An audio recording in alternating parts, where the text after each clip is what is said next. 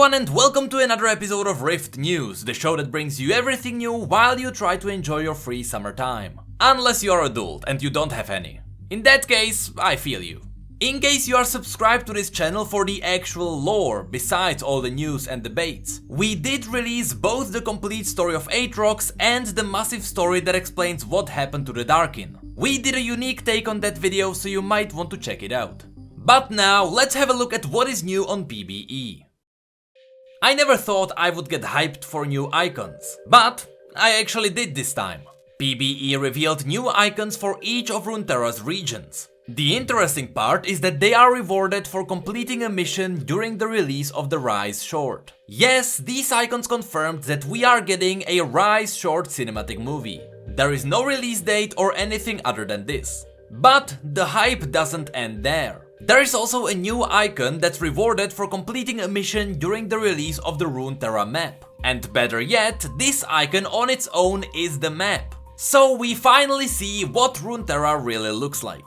Going from left to right, starting with Northern Valoran, we have Freljord depicted by the white part, Demacia in the west, Noxus to the east of that, Piltover and Zaun connecting Southern Valoran, Targon finally being confirmed to be at the very west of the deserts of Shurima, then the capital city of Shurima to the east of it, Ionia being the northern eastern chain of islands, with Bilgewater below that, and Shadow Isles below that, but they are outside the frame.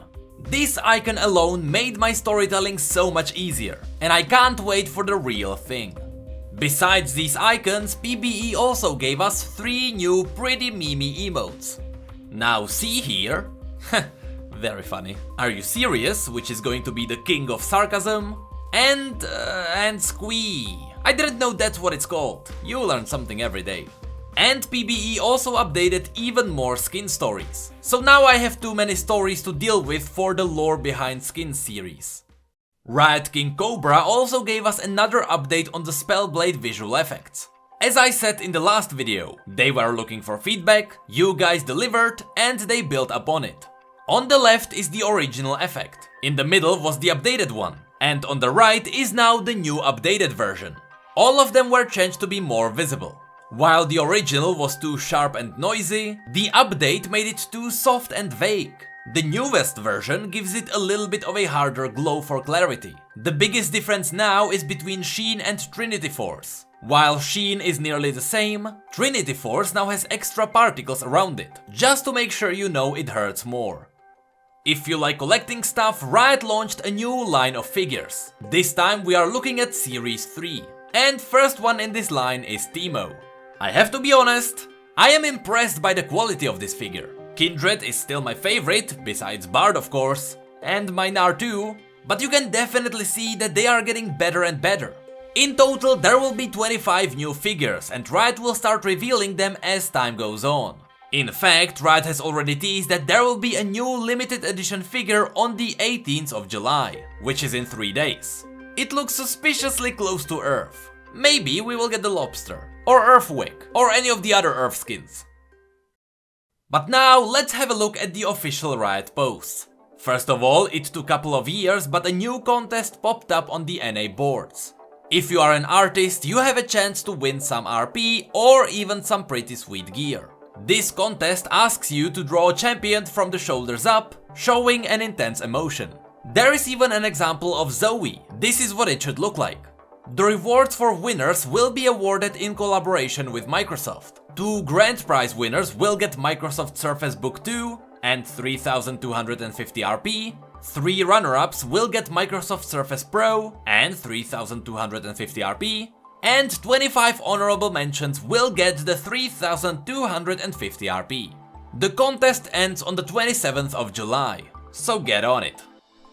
Nexus is now full of posts, so let's start with the one about pigeons. We all remember the augmented reality dragon that landed in the arena during Worlds, but LCS in Vancouver also had a pretty good one. If you remember, there was a pigeon that randomly dropped into the arena. And no, that one was not augmented reality, that one was real. Over time, this pigeon became a legend, so of course Riot embraced the meme. During Rift Rivals, they showcased their new stage member, the LCS Pigeon. There is a full post about the creation of this guy, so if you want, go ahead and have a read. Later we got a post about the melodies and music crafted for League of Legends. We all know that Riot is good when it comes to music, but sometimes their scores are so good, it makes people listen to it even if they don't play League anymore. Sometimes it is the music that brings older players back to the game. And this post, written by Talondor, composer on League of Legends and reigning Dungeon Master of the Riot Music team, describes how they did it. This is actually the third music post already, and every time they talk about only a couple of their scores. In this one we will have a look at Taric, Taliyah, Ornn and Irelia. The themes of all these champions are pretty special because you can hum or even sing their melodies. Yet, while all of these songs are singable, all of them are very different, so why is that?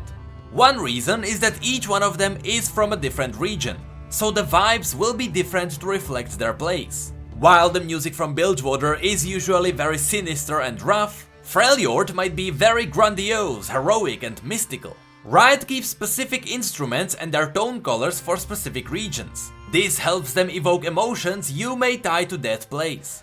Kayn's music, for example, uses instrumental colors to invoke Ionian influence. But the message they represent is very ominous and menacing, counter to the classic Ionian beauty and harmony. Other reasons for lyrical melodies to sound different is that they were composed by a different person. That on its own is a big influence on the final piece.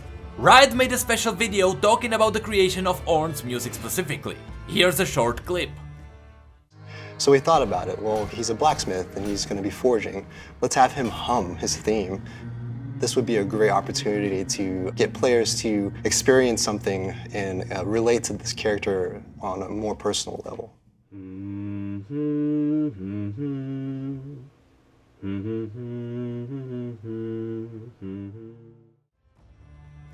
At the end of the post, Riot also released the sheets for the 4 champions. The funny thing about this is that I actually use Taric's music in my intros. It is the very finish of his music. In fact, it is this exact part.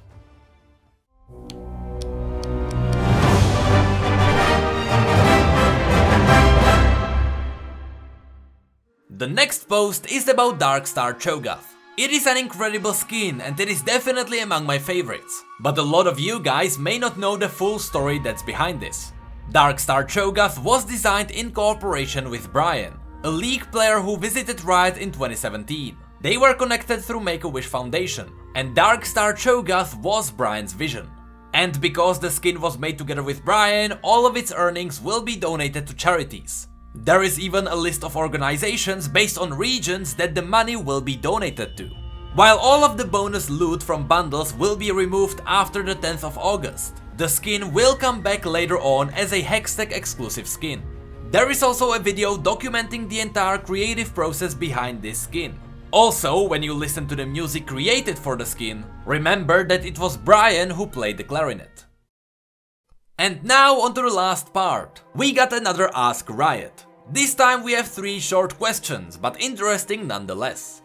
What do you think about the bot lane meta? This one was answered by Riot Maple Nectar.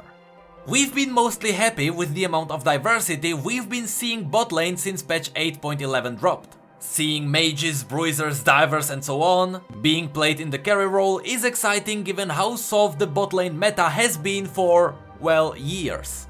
One of the things that gives League longevity is how no 2 games feel the same, and the challenges you face keep you on a consistent path to mastery. The dynamics of a lane like Heimerdinger and Fiddlesticks are so fundamentally different than what we've seen bot lane for the past while, and we're excited to see other interesting strategies and combos evolve over time as the meta unfolds.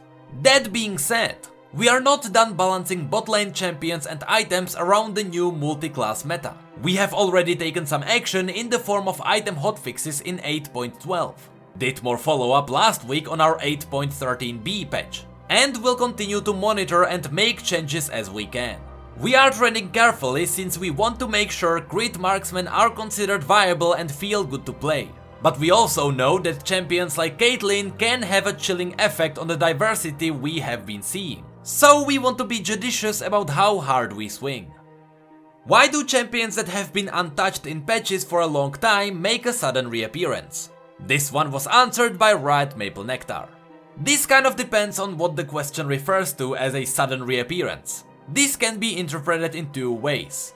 A champion suddenly becomes a powerful meta pick having had no direct changes, and a champion suddenly appears in patch notes after having not been seen for a while. In the first case, the meta tends to naturally evolve as we change parts of the game every 2 weeks in standard patches. Whether it to be runes, items, champions or other systemic things like Baron or Rift Herald, every change can shift the meta in small or large ways that can benefit some champions more than others. If we removed Grievous Wounds from the game, any champion with high health regen would likely climb pretty high in terms of priority in the meta without any direct changes. If we buffed Grievous Wounds, they would probably fall substantially out of favor. That's a pretty drastic example, but I hope it helps illustrate the point. In the second case, some champions may appear in the patch notes suddenly due to a variety of reasons. But more often than not, it's because a designer has an idea for what they believe makes the champion better long term for League, like what the work done for Lux a few patches ago. Your perspective on League's landscape can also affect whether a change to a champion feels random or not. If you care about pro play and you see a meta-dominant champion get nerfed in a patch, it probably makes sense to you. If you don't watch or follow pro play, you might wonder why the hell we nerfed a champion that doesn't seem to be considered powerful in your matches.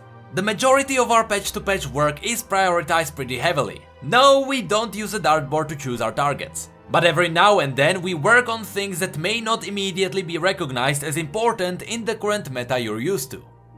And the last question, is Riot Games going to follow the newest trend and add Battle Royale to the game? This one was answered by Ghostcrawler. I think to make a game in 2018 you are supposed to have some kind of Battle Royale mode. Seriously though, we had a really hard time even getting Hexakill to work. I'm not sure if we could get 100 or more champions in the game without a ton of engineering effort. We would want to be pretty confident that level of investment would lead to something really fun. On the other hand, there are some really cool things that Battle Royale does that we would like to be able to bring into the game. For example, the expectation that you probably won't win. You will probably lose. That is a really nice element. In League, statistically, if matchmaking is working really well, you are going to lose about half of your games. We'd love if there was a game mode where you're there to kind of do crazy things and see how far you can get. Star Guardian. Versus just crush the enemy team. But whatever form that takes probably can't be a Battle Royale. And that's it for this episode of Rift News. I'm still curious about the entire Rise thing. Hopefully it won't be released just as this episode goes live. I have to record my videos at least one day ahead.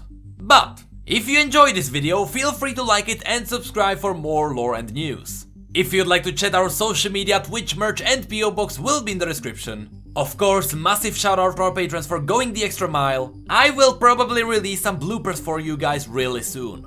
And with that, thank you all so much for being here and for your support, you know I really appreciate it. And as always, thank you come again.